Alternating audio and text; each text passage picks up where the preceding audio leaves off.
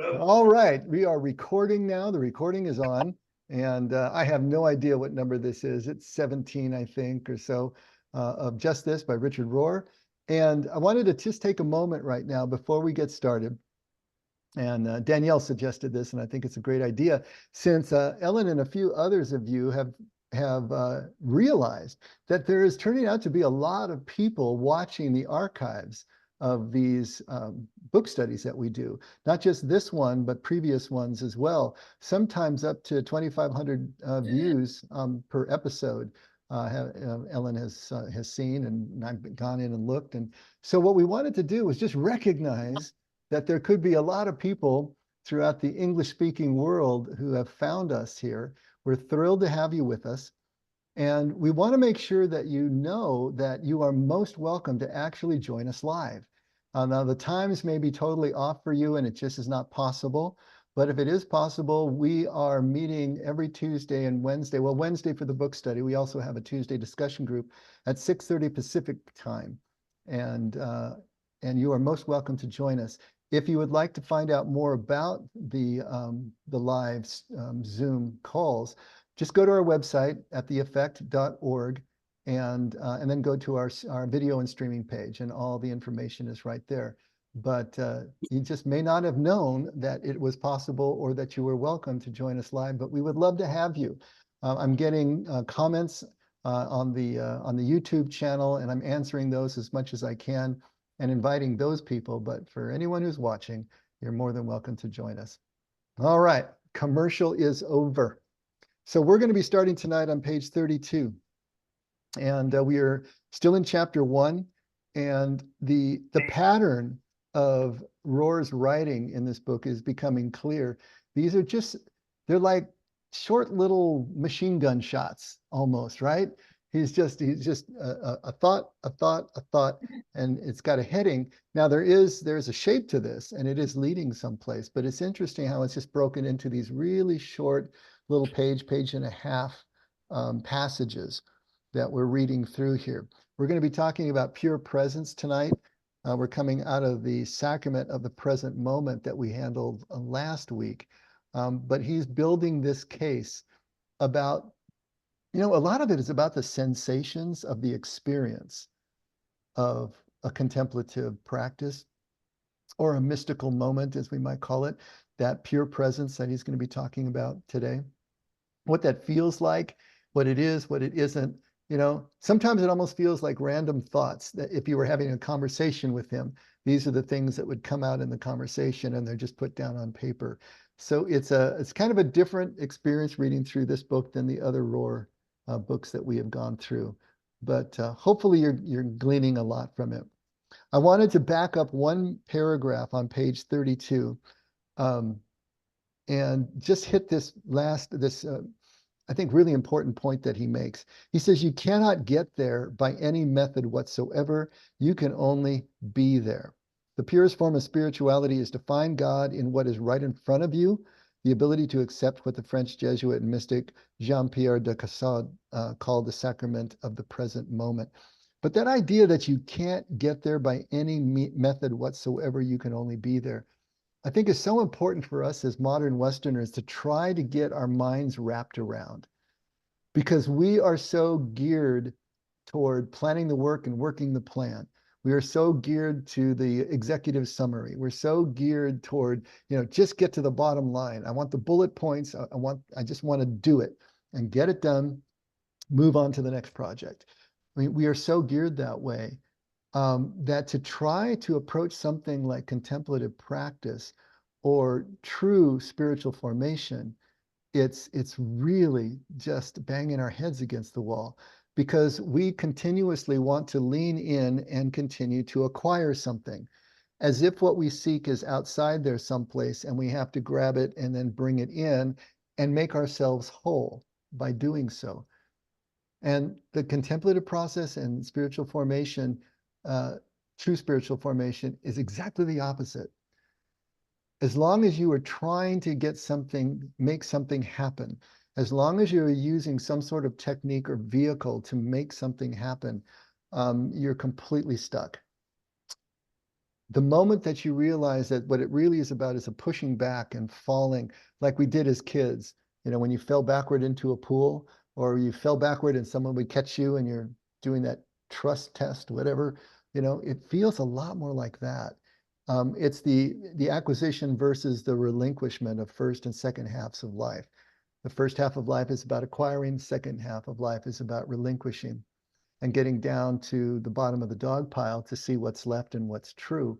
So as long as we're still in acquisition mode, we're working against ourselves. So I think he's saying the same thing here. You can't get there by any method whatsoever. As long as you're thinking methodically, as long as you're thinking in terms of the vehicle, in terms of the practice of it, you are already by definition outside of the moment. You can just be there. Now, that doesn't mean there's nothing to do and there's nothing to practice. Otherwise, there would be no contemplative practice, right? But the practice is to get better and better at the relinquishing. It's not there to acquire anything. We are not spending our quiet time. We're not trying to get to the 4 S's. Remember, silence, solitude, stillness, and simplicity for any reason except to just clear a space for something to happen. All we're doing is creating the ideal environment for a spiritual encounter. We're not creating the spiritual encounter. We can't make it happen. We can't guarantee an outcome. None of that stuff. So it's really counterintuitive that way. Did that make any sense to you all, or did I just stir up more stuff at the bottom of the aquarium? Well, I think words are limiting us in this discussion, because I'm hearing and I absolutely get what you're saying. I get it.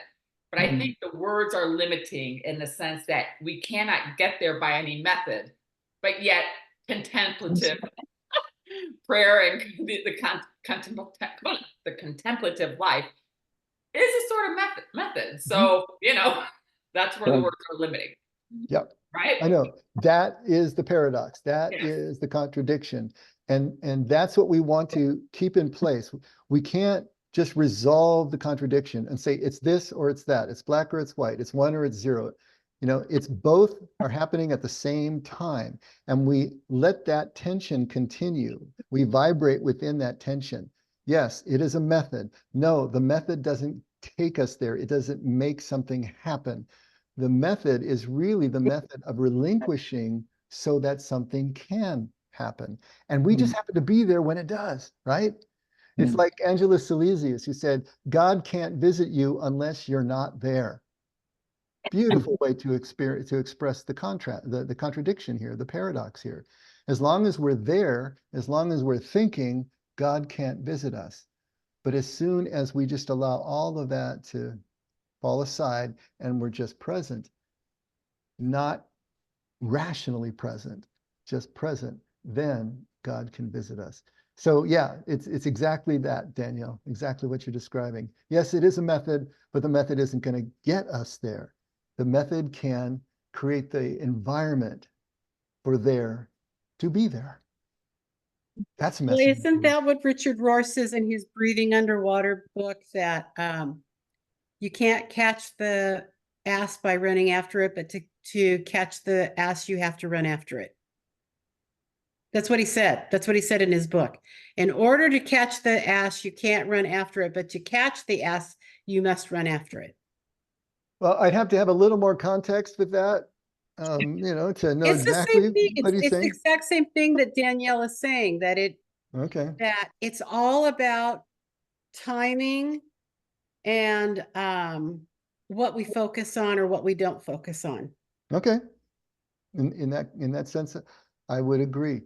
Maybe a parallel to that is when we talk about our spiritual journeys and parallel that to a hero's journey, right? Where we're kicked forward with some wounding, and then we take the journey and we come back. We take this circular journey and we end up back where we started, only to realize that we didn't have to take the journey. Everything we needed was already here. But we had to take the journey to find out we didn't need to take the journey. So that's kind of like chasing the ass and so on and so forth. It's everybody's trying to say the same thing, who has actually come up against this truth of the nature of our spirituality. and we'll say it in a million different ways, but, and this is another one, but hopefully it's starting to sink in, because unless and until we stop trying to make it happen and we just get out of the way and use all of these techniques and methodology and everything else we're doing just as a means of getting out of the way, turning off the egoic mind in the sense of being focused on something, a thought, then we're not really going to get there. And it can be so frustrating because we're trying so hard, you know, but that's the problem. We're trying so hard. And yet it takes a lot of energy and intention to do contemplative practice. But if it feels like that burden, if it feels like that restriction, well, then you're trying too hard. You know, you're still trying to acquire rather than relinquish.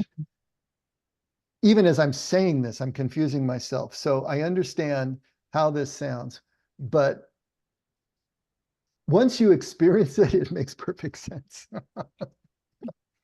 Yeah. I'll tell you what, though, the hardest thing for me was to get that pushing off. When that finally got through to me and I felt it for the first time, it was like, oh my God, yeah, I just spent 10 years doing the exact opposite of this. It was really this simple all along. I mean, you know, I could have had a V8. It was just like that moment. But that's how it feels when you kind of break into this different experience.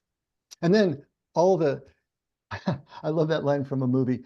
How do you know you're in love? All the songs make sense. Have you heard that one before? How do you know you finally moved in contemplative practice? All the words of the mystics start to make sense. You know, all the things that seemed so opaque and just so contradictory before, now all of a sudden make a different kind of sense. So, any other comments? Okay, so let's. So I have a comment. Okay, So go ahead. I'm thinking it sounds like Dorothy and the Wizard of Oz. Absolutely, right? one of my favorite examples. Yeah. Okay, just checking. Oh yeah. I mean, her second to the last line in the whole movie, right? Next time I go looking for my heart's desire, I'm not going to go looking any further than my own backyard, because if it's not there, I never lost it to begin with. Exact statement of what we're talking about. She had to take the journey to find out she didn't have to take the journey. Yeah. Yeah. Dorothy Gale, Wizard of Oz, perfect example of a hero's journey and what we're talking about in terms of contemplative practice. L. Frank Baum had it going on. I'm telling you. Cool. Dave, are you still saying though that you know that the words that you used were about pushing off and relinquishing? I mean, it's the are you still saying that, you know, the relinquishing can be letting go of seeking an outcome, you know, that's desired, and to let go of your expectations and be more mindful and more focused on a mantra or your breathing or you know, a word of some kind that you come back to. Are you still saying that that's part of the relinquishing of, you know, the practice of this contemplative journey? And do you, I guess what I've experienced is that as I've been trying to practice different ways of doing this, that I seem to be better able when I go into real-time life, that I'm much more able to focus on whatever it is in front of me and whoever it is in front of me, and watch and listen and sense, you know, what's underneath their words, or their story, and letting go of the judgment that I think has been so part of my journey in terms of its blocks to having productive and effective relationships with the people that I love. Is that still part of the relinquishing that you're talking about? Or is it different? No, no, I think it's all part of it. Here's the thing. If you're thinking about relinquishment, if you're thinking the word relinquishment, then you're not doing it. Okay. That's Yeah. still holding on to even the concepts, rationally, egoically. The relinquishment is when, like you just explained, when you're just lost in a conversation and you're not even aware of the passage of time necessarily, and you're just completely connected to that person, hearing what they say, caring about what they say. When you respond, it's relevant and it pertains to what was just said. And when you're listening, you're not thinking, you're not formulating your next words, you're just letting it flow into you. It's that kind of experience. That's a relinquishment of your own egoic identity, relinquishment of your own need to be heard or to be validated or to be cared for. You're just in that moment. And the beauty of contemplation occurs the way you just talked about it. We show up for these sits, whatever it is we're doing, centering prayer, meditation, walking, whatever it happens to be. And we do them. And they're frustrating sometimes. Sometimes they're better. Sometimes they're worse. Sometimes we can't turn the band off, but we keep showing up for them. But what's happening that we don't realize underneath all that is that we are building more and more of a reservoir of awareness that then spills out over the rest of the day. This stuff is happening without us knowing about it. We can't control it. We just show up to create the environment for certain things to happen. But what we find, other people will notice it before we do about ourselves, and they may make a comment, or we will walk into a situation that used to really trigger us and it doesn't anymore. But we suddenly realize, yes, we are much more present. Yes, we do have more patience. Yes, we do really enjoy people's company that used to irritate us, or we find this and this and this happening. So we find ourselves changing without even being aware of the change. If we're aware of the change, if we're trying to make the change happen, then we're working against ourselves again. We are not getting out of our heads. It's what happens while we're sleeping, just like that growing seed. The farmer goes out and does his job, but it's only when he goes to sleep that all of the miracle happens. But he created and did his necessary work to create the right environment for the miracle to take place. That's what we are doing in contemplation. We're not making something happen. We're creating the right environment for all sorts of things to happen. And I think that's what I mean by this sense of pushing off and falling away. I'm removing myself from the direct line of making this outcome happen. But that doesn't mean that I'm not showing up to work every day, because I am. I'm showing up, I'm doing the do, and I'm doing what I know how to do, and I'm not being deterred or distracted by all the things that happen in between. I just keep showing up. But without this really intense sense of urgency that something has to happen within a time frame, all that starts to fade out, and you just keep showing up and things start happening, and you figure it out sort of in retrospect almost. Yeah. So it feels like just a release of the stress, a release of the burden that we sometimes feel to make things right or to do things right. It just feels better, and easier, and that you're not alone in doing it. I mean, I know this is really vague, but it's kind of the best that I can do to try to describe something that just resists being described. I don't, did that help at all? Oh, very much. Okay. Yeah. Okay. Yeah. Thank you. Dave, it made me think of the Wei Wu Wei kind of thing Yeah, that exactly. you talked about before. This effortless. I'm reminded that it takes very little effort for us to be with experience. Like we're hardwired to be aware, and we're hardwired to experience things in the moment. But it takes effort to have our awareness just be present to that experience, essentially. But it's a less is more kind of effort. Like the harder you're trying, there's this, the fly in the ointment thing is that there is still this ego that's trying to make something happen. And the ego wants to be enlightened. The ego wants us to hit nirvana, right?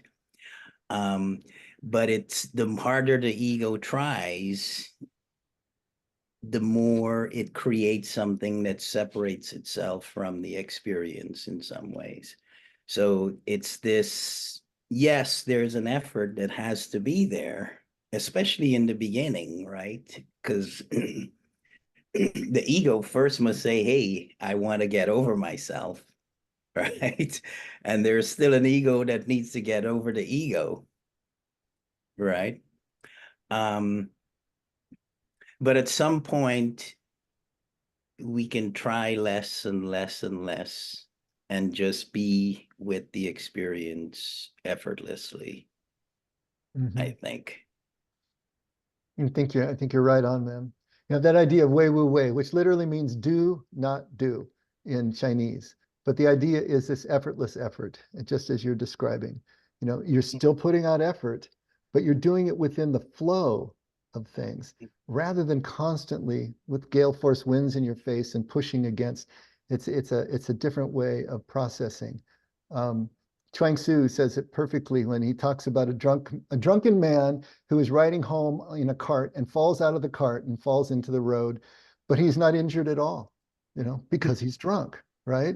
So if you were sober and you fell out the back of a cart onto the road, you would be, all of a sudden you lose your balance, the fear shoots through you, you're trying to decide how you should fall, and you're trying to brace yourself for the fall, and you end up breaking your legs and breaking your arms in the process. But if you're drunk and your ego is not present, you're not there, you just fall, and you fall like a baby falls, and you roll with the fall, and you're kind of jello, and you're okay.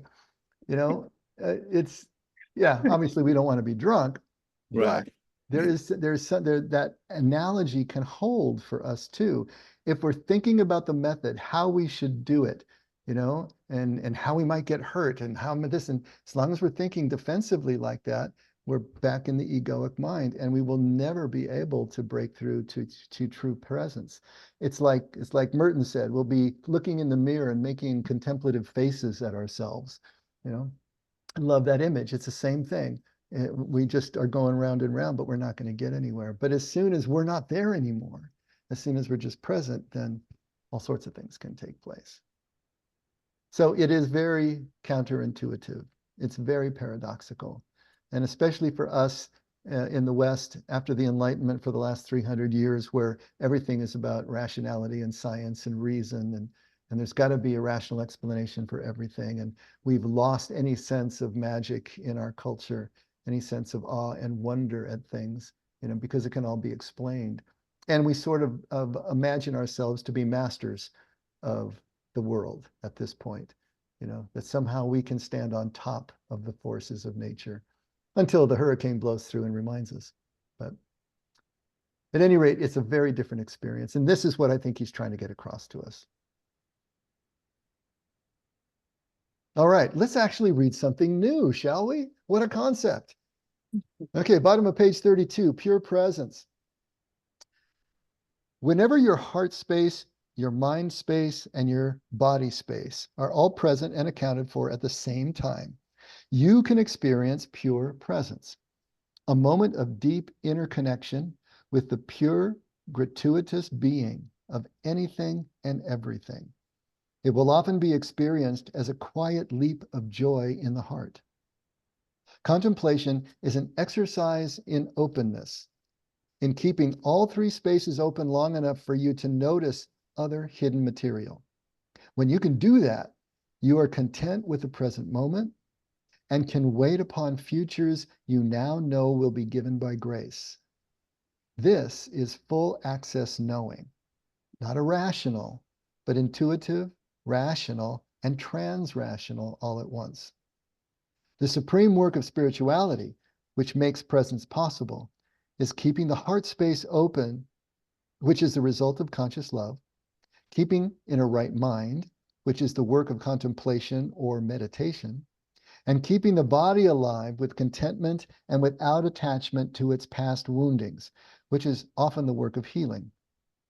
In that state, you are neither resisting nor clinging, and you can experience something genuinely new. Those who keep all three spaces open at the same time will know the presence they need to know. That's the only prerequisite. People who can be simply present will know the presence that connects everything to everything. It has little to do with belonging to a particular denomination or religion. Before we go back and start picking this apart, any thoughts on the passage we just read?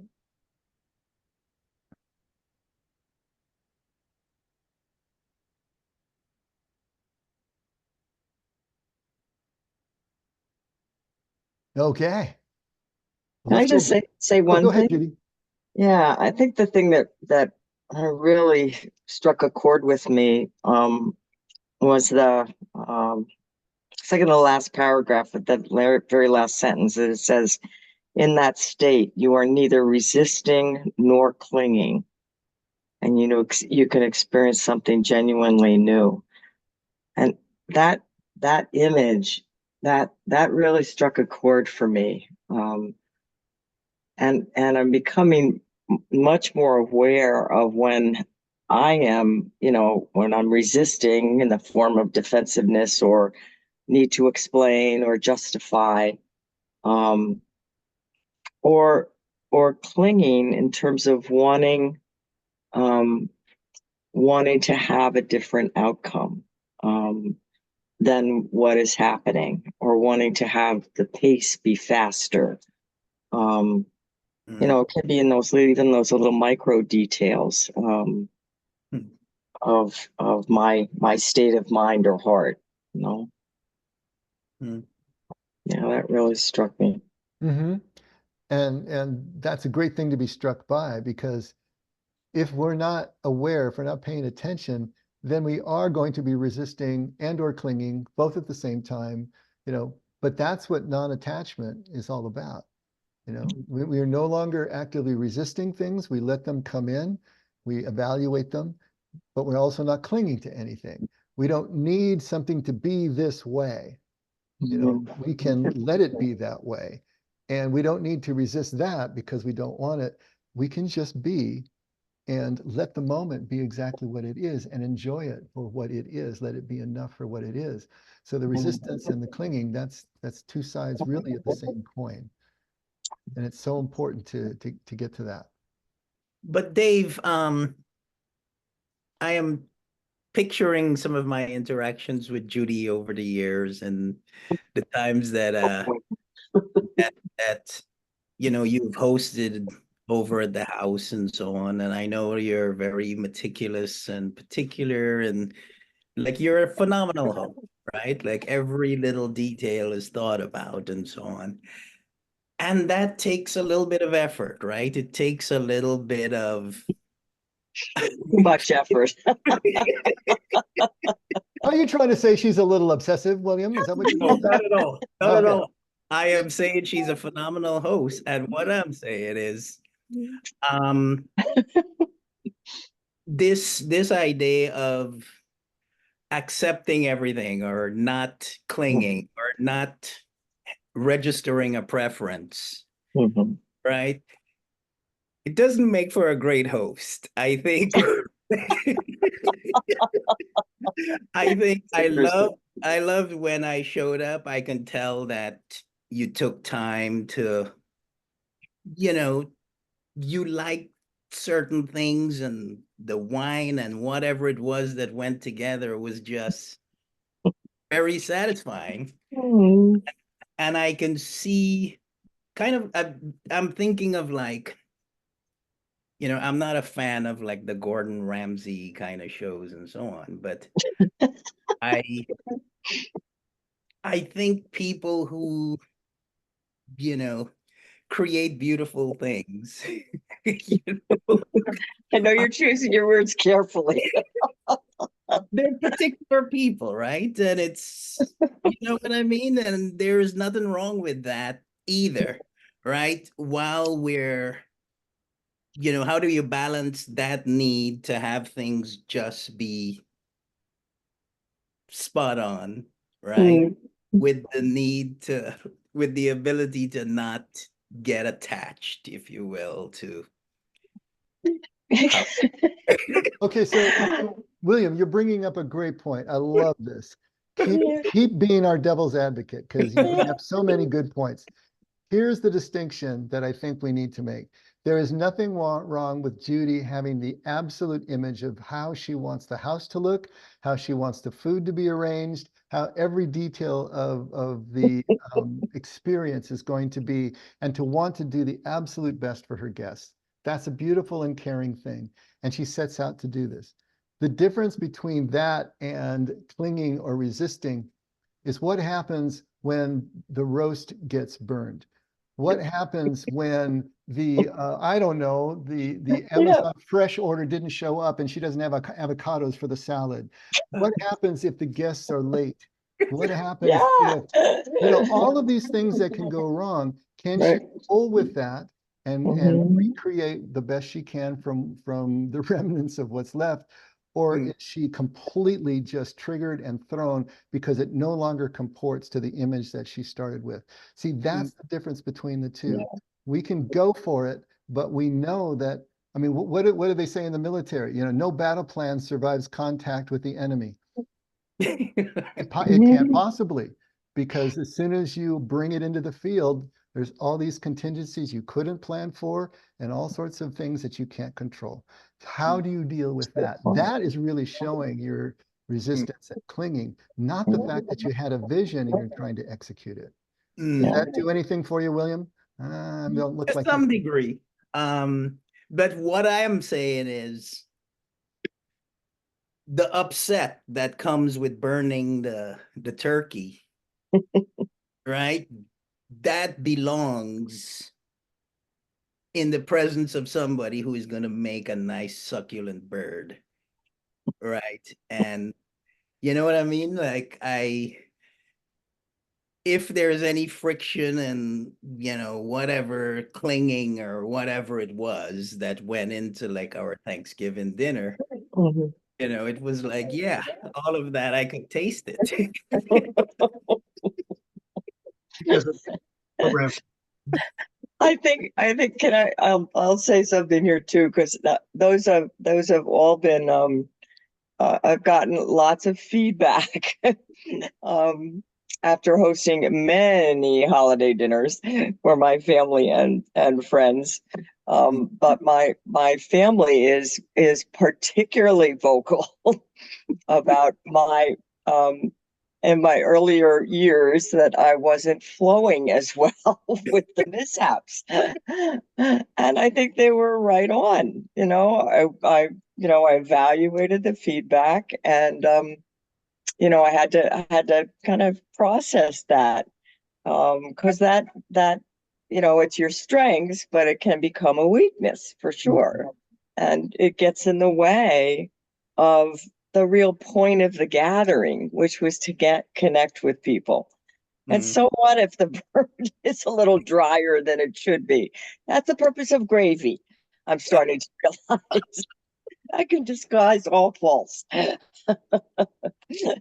Yeah, but it's, I think, I've learned so much from, studying my profile in the Enneagram. And when I get into that place of flow as a 7, wow. I mean, it is freeing. I mean, I do feel that flow and everything kind of fades away that I thought was so important. So You know, here's the classic conundrum, right? Whenever we start talking about contemplation, whenever we start talking about non-attachment, whenever we start talking about not clinging or resisting, to the type A Western personality, that immediately sounds like a recipe for mediocrity. It immediately sounds like giving up. It immediately sounds like not trying to do your best or whatever. It has nothing to do with that whatsoever. It has to do with the fact that you don't cling to a specific outcome. And when the circumstances change, you can flow with it. And you can be the most excellent you can be in these changed circumstances. And then you reset your clock and you go for the next thing. And then when that goes sideways, you flow with that. If you are clinging so hard to the outcome, then you're going to be resisting everything that is seeming to take you off course. And you cannot be present. And you cannot have relationships in that moment because you're not there. You are not there. That is the thing. When you can let go of the clinging and the resistance, then you can actually be present in the moment. And that doesn't mean that you're not also being excellent at the same time. You know, I used the movie Chariots of Fire on Sunday to try to bring home the point. And so you have Harold Abrahams, who is running for revenge as a, you know, kind of a persecuted Jew, as he saw it in Britain. And he's running to win, he's running for revenge, and he's driven to succeed, and he's got to succeed. He says, if I can't win, I won't run. And then, of course, his girlfriend says, but if you don't run, you can't win.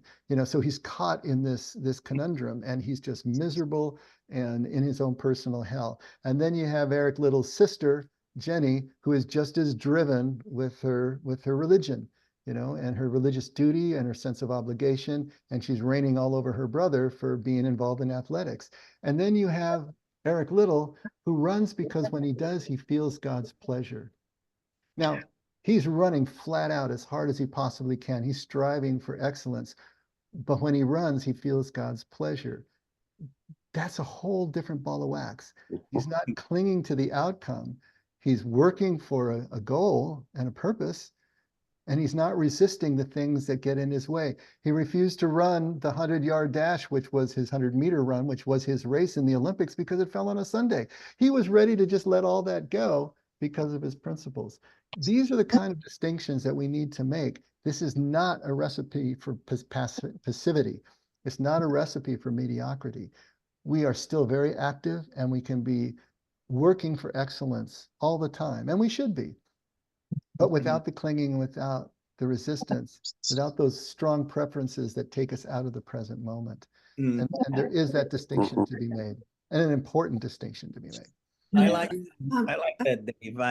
It makes me think of like my Gordon Ramsay reference.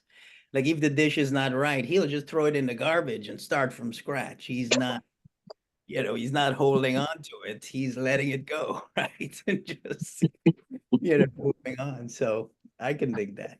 I'd be even more impressed if he took that ruined dish and turned it into a different dish that was actually excellent. That would be really cool. But I get your point. You know, he's not just holding on to this. He can let it go and start over again. But these are the kind of distinctions that are important for us to understand, so we don't get the wrong idea about what it is we're trying to do in contemplative practice. Lori, just a second. Lori chatted and wanted to hear the enemy quote again. And it's that no battle plan survives contact with the enemy. I don't even know if you're still there, Lori, because you're blacked out right now. But yeah, I'm still here. I Did had you hear to it turn this time? the camera off for a moment. So thank you. So if you'll just repeat that. No battlefield. No battle plan survives contact with the enemy. No battle plan survives contact with the enemy. Yeah, see what they're saying. Okay, Ken. Yeah, so I went to the doctor today for an unpleasant procedure that was going to take longer than an hour. And so, you know how they put you in the not the waiting, but the exam room or the procedure room, and they close the door and they say the doctor will be with you in 15 minutes or whatever. So I got the 15-minute, and I got to wait on what, of course, I've Googled is going to be a painful procedure. So I knew that, right? And I asked the nurse before she left, I said, come on, be honest. How painful is it? She goes, well, you wouldn't want to sign up for it twice. That's what she said. So I'm laying back. I've changed into, you know, my hospital skivvies, and I'm laying back and on the bed and waiting for the doctor. And I thought, well, this would be a good time to have a meditation time and have centering prayer, because my mind is really now projecting, you know. And by God's grace, I had one of the best times of centering prayer, the least interrupted I've ever had. And I don't know why. It was just a gift from God, because I have a real hard time doing 2 minutes of centering prayer, let alone 15 minutes, you know. And then the doctor came in and she did her thing, and it involved like a dozen or 15 needles poked like 2 inches into my muscles all up and down my leg. And then electrical charges distributed through them. Oh my God. Oh, Yeah, I had like over an hour of needles poked in me, like really deep, you know. So, and I was just so content, and I had to be involved, like mentally. She's like, "Move your leg here, do the squeeze, stretch, move your leg, lift your knee." You know, I had to do all these things. So I had to be like engaged, right, while it's hurting. And I don't know.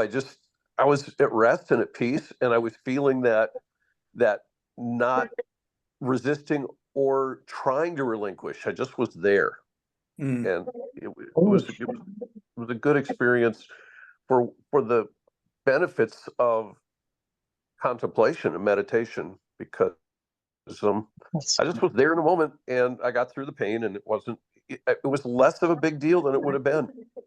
Mm. So, wow. Nice. Pretty That's impressive. powerful. Sure Was is. it acupuncture though? That's what I'm no, wondering. it wasn't It wasn't acupuncture. acupuncture. Oh, No, I wish it was. It was EMG. okay. It's an electromagnetic something, and they stab needles in you and run electrical charges through them, so they can measure what the nerve damage might be to your muscles. I see. Okay. Yeah. Interesting stuff. Wow. All right. But I wouldn't sign up for it twice, even if I had a good contemplative time. I don't know. Oh my. Oh my. All right. Let's, we don't have a lot of time left, but let's at least read a paragraph or two. So at the beginning, we started out, whenever your heart space, your mind space, and your body space are all present and accounted for at the same time, you can experience pure presence, a moment of deep interconnection with the pure, gratuitous being of anything and everything. It will often be experienced as a quiet leap of joy in the heart. Okay, so whenever your heart space, your mind space, and your body space. So what are we talking about there? Heart space. Well, most likely he's talking about your emotional content, right? The emotions. The mind space would be the thoughts, and the body space would be the senses. So if you think about it, those are our main three sources of input into our system, right? Emotions are inputting information, thoughts are inputting information, and senses are inputting information. Now, the first two are inputting from the inside, interiorly, and the third is inputting from the outside, exteriorly. But these are all the senses, all the things that we can think about. We can think about our emotions as we feel them. We can think about our thoughts, obviously, and we can think about whatever we're hearing, smelling, tasting, seeing, touching, whatever. So all of that stuff is the source for us to be thinking. And maybe to try to define a thought. A thought is, we have a thought when all of our attention comes to a point, and it's right there at one point. That's kind of what we're thinking about when we say a thought. So whenever we bring all our attention to a point on a feeling, on a thought, on something that's coming in from the outside, now we are cognitively engaged. We're thinking, right? Which means that we aren't really present anymore. We're thinking about something that's in our mind. We're looking at the screen. I was just talking to someone today. He envisioned it as, you know, you're an astronaut and you have your helmet on and you have one of those heads-up displays that plays across the glass of your visor. He said it's kind of like that. You're reading all that stuff right off the visor, but that's as far as your consciousness goes. It doesn't go any further. Nothing else exists. It's just all right here off the inside of your visor. Not a bad image, a way of looking at this. So as soon as all of our attention comes to a point in many of these areas, then we are thinking again, and we are shut out from the deeper sense of being. But what he's saying is when all of these things are present and accounted for at the same time, that is when all of these are in a state of choiceless awareness, which we would say is we are aware of them when you're sitting in your contemplative in your contemplative time, meditative time, you're not unaware. It's not like being drunk. It's not being hypnotized. You're hyper aware of what you're feeling, what you're hearing, and you're aware of thoughts in your head. What you're not doing is choosing to bring your attention to a point on any one of them. You're choosing not to think about the thoughts, the feelings, or the sensory input. And because you're in that place of choiceless awareness, now you can just be. And you can really be present to everything that's going on kind of all at once, because your mind can only focus on one thing at a time, and it just goes back and forth like that. Even if you're multitasking, you're only thinking about one thing, but you're jumping back and forth between all, you're just there. And that's the moment of pure presence. And he calls it this moment of deep interconnection with the pure, gratuitous being of anything and everything. Now, he says it will often be experienced as a quiet leap of joy in the heart. I would say, or not. Yeah, thank you. Because I don't often have a quiet leap of joy, or at least I wouldn't express it that way. But I do have a sense of stillness, and I do have a sense of contentment. I do have a sense of just basic okayness. Everything is okay. The things that I was so worried about and were so present in my mind and seem so huge, they just have lost their urgency in that moment. And there's just a sense of stillness. So I do say that. Every once in a while, yeah, it escalates, and it's more of a sense of joy, but we don't need to hang our hat on that. That is not the arbiter of whether we're having a authentic spiritual encounter or not. That sense of joy does not need to be present. Is that making sense? Comments about that?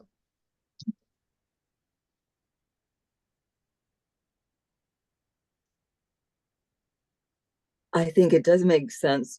It reminds me of something that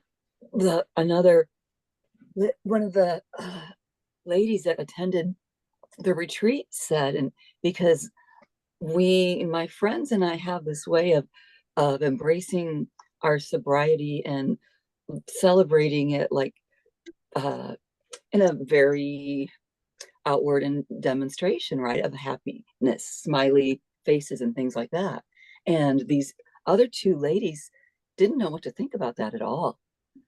They did not know what to think of our smiling faces, and they didn't like it until they spent the whole weekend with us, and then they finally got it and we're okay with it. And I thought it was really interesting to hear that point of view. So yeah, I'm just feel like the other thing that I've been wanting to share is that not holding on to the outcome so much. I feel like because I'm in the second half of life, and I know if everything goes really haywire, I could go on Social Security if I had to, and I'm going to be okay. That helps a little bit, just kind of the combination of things. But I'm able to let go. Like, I feel like I've been so holding on to the outcome of my job. Like, I need that job. I am going to be homeless if I don't have my job. And these kids are acting like crazy and I can't control them. And it's like going into a battle and I have all these plans, and then they do whatever they want to do. And there's no controlling it. And so now I'm like realizing, okay, I can't control this. And so I'm just going to be present and try to figure out, how I can best show them love. And what I'm starting to I was able to now look at them after watching my girlfriend with the newcomers. They're very similar to newcomers. They're just, they're having a hard time. And if I can look at them with that kind of heart, all my middle school kids, and that I all of a sudden it opened up all this love inside of me for them, that I was, I'm like, I know I should love them like my own kid like that. And I wasn't feeling it because they're being so crazy and horrible to me, and because I'm like thinking, I'm going to lose my job. I need my money. I'm going to end up homeless, and I finally I've got, all of that. I'm just like, no, I can let that all go. And now with the one student that I talked about with her grieving and screaming, and I've come up with this plan. It kind of evolved, but she's got this peer group that supports her. And I said, okay, this is Team Grania. We're going to have Team Grania, and you guys, if you need to go outside and Grania needs some space, And I said, I don't care if the principal lets me do it or not.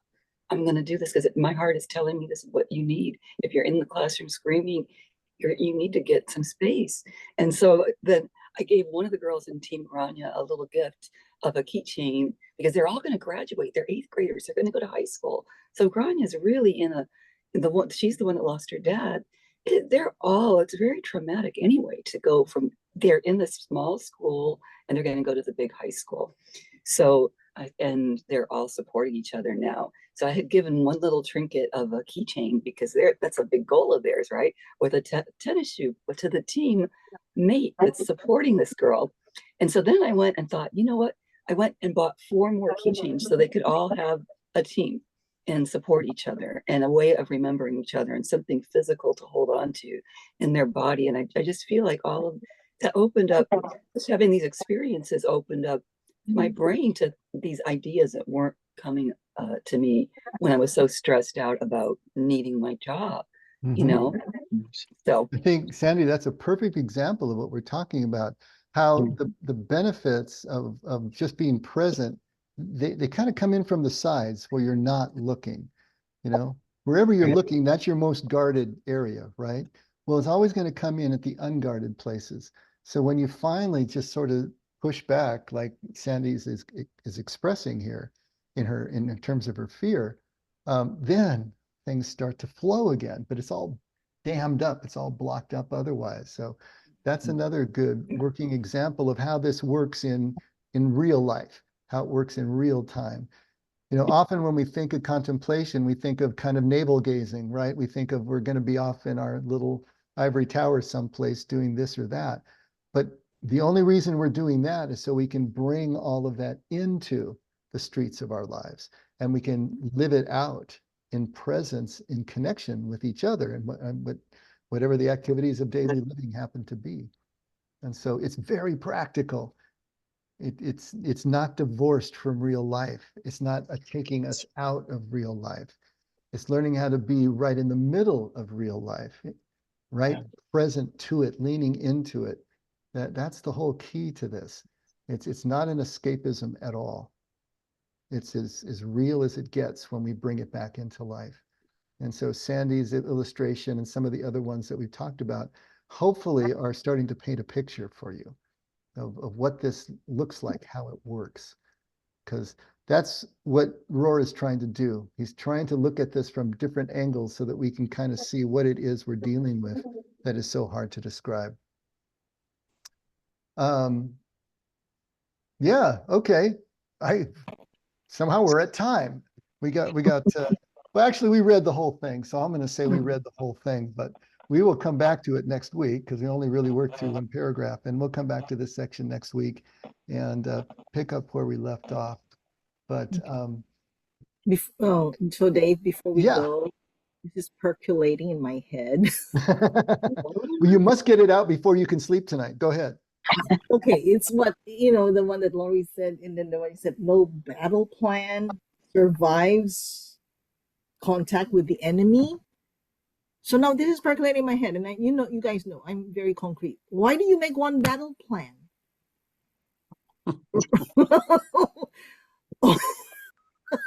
Why not say, if I was the enemy and I'm going to attack this whatever fort, what will the enemy do? The predictable, the probable one. You know what I mean? Like, you make these other plans. Just like chess. And how far are you going to take that, Ellen? I don't know. At least not one, maybe 3 or 4. Okay, maybe you've got 2 or 4, but none of those are going to survive contact with the enemy anyway. There are too many contingencies. You can't. The point is, you can't possibly plan for all the contingencies of life. Of course not. You're right. But at least you tried, I don't know, half a dozen. I don't know. You may be taking it a little too literally. Possible. Hey, that's Ellen, what I would do in real life. Ellen, when we're doing contracts for projects where you have a contract to deliver a deliverable that you've been contracted to do, there's, you list all the scope of work, how much it's going to cost, when you're going to do it. But then there's a whole paragraph that's called force majeure events. And it's all the things that are outside of your control that allow you to point to. And of course, a good attorney is going to have probably 4 or 5 pages of those force majeure things, or they'll word it correctly, but it's an acknowledgement that there are things outside of your control, even when you have a solid contract. So wisdom kind of goes in there and says, all right, we did what we could, but we're not responsible for things that are outside of our control.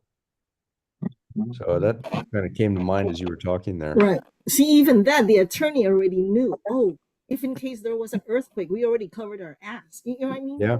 If they're Right. experienced. Right. There was already the plan. If in case this happened, we got you covered. Yeah. Sort of. They're And of unpredictable. course, yeah. And of course, what you're talking about, Ellen, is absolutely true. And if the generals understand that no battle plan that they come up with can possibly survive contact with the enemy, that things on the ground are going to change their plan, of course, they have contingency plans available to them. You know, they won't have enough. Not only that, they have to empower those who are actually on the ground in the field to be able to make decisions based on what's going on right there that couldn't possibly even be seen from the command and control center. And so everything has to be flexible enough to allow what's going to happen in any battle. And we got to live our lives that way. When we are so clinging to our battle plan and it's just got to be this way, whether it's a Thanksgiving dinner, or whether it's a job or a marriage or whatever, we got to realize it's not going to work out that way. It can't possibly work out that way. And so we've got to be able to flow and we got to be able to move with it. And if we're clinging so tightly and resisting everything that is not right down the strike zone of what we want, we will never be present to any of it anyway. So what good is it? I have some questions about the second paragraph too, but I'll wait until next time. Yeah, we'll dig into that next time, Sarah. Absolutely. Okay. We'll get a fresh start. We'll start from the beginning of this section. We won't spend a lot of time on the first paragraph because we kind of hit it, but yeah, we'll get into it. We'll get into it all next week. Great discussion. I love the fact that we can just hit a couple of things and it turns into a full-blown discussion. And I'm hoping this continues to just slowly illuminate what it is we're talking about in terms of contemplative practice, because you don't get it all at once. It just comes in bits and pieces. But after a time, when you've got enough of a foundation, the new information that comes in and things that happen, they just kind of sneak into place. They know where to go because you've got enough of the groundwork laid. So if it feels like you're just in a slog right now and it's just going so slowly, you'll never get it. Take heart, because over time it goes faster and it kind of goes, the curve goes exponential, I guess is what I'm trying to say. So it will change direction. All right, we do not have Scott to kick around tonight. So would anyone like to close us in prayer?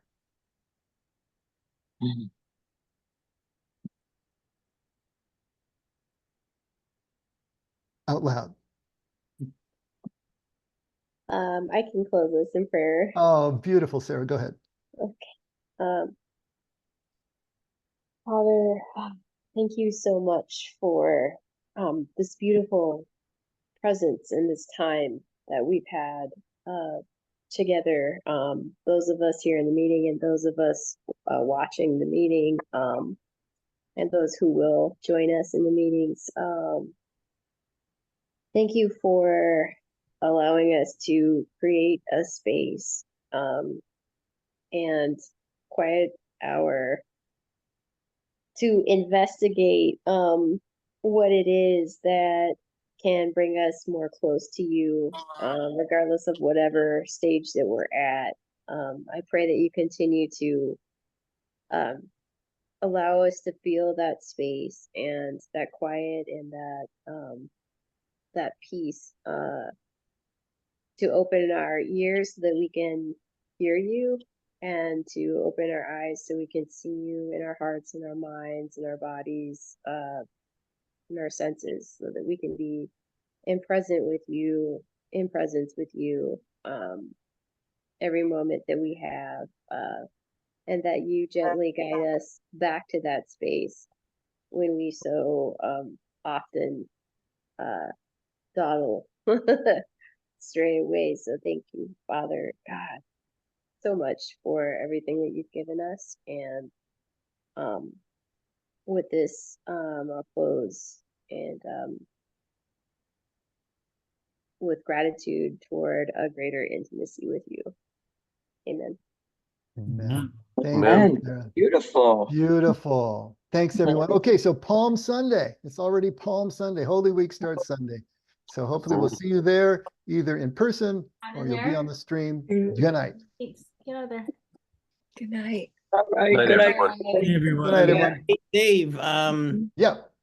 quick comment here. You had made an announcement earlier about for the online people. Uh-huh. Can we put that invitation with the video recordings, like in that same? Like, Yeah, right I can put it into the header, not the header, it's the summary of what the thing is about. You know, it can go in there as well, so it's in print. But we'll probably, if I remember, just say a blurb at the beginning each time as well, just to remind people that they're welcome to join online. But that's a good idea, William. I can do that for the upcoming episode. Yeah, because I was thinking Yeah. for future recordings, instead of the whole long blurb, we can just remind people that in that link, you can find an invitation to join us and so on and so forth. Oh, that's even better. Got it. Yeah. Absolutely. You're thinking well. Coming up with a great I battle have plan one there, of William. those a day. You're not burnt out yet. Way to go, William. All right, you Bye, guys. guys. Good See night. y'all. Good night. Good to see you, William. Good, I good gotta to see you get too. back Bye. with everybody. Uh. I really backed away. I'm sorry. Good night, everyone. See you very soon. Good night, Linda. See you Saturday.